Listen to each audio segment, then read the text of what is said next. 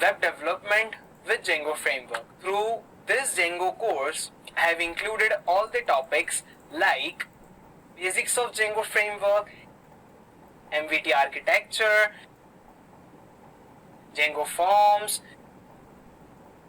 the Django admin and client,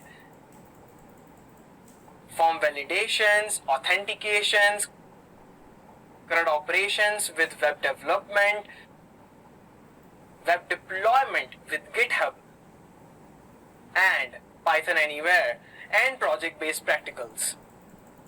I am working with Django since last 2 years, and I have included all these topics in this course with this experience. Other than that, at the end of the course, you will be given assignments, quiz, and project that will sharpen your knowledge. And in the Learn One forum, if you have any query, you can ask and I will answer you as soon as possible.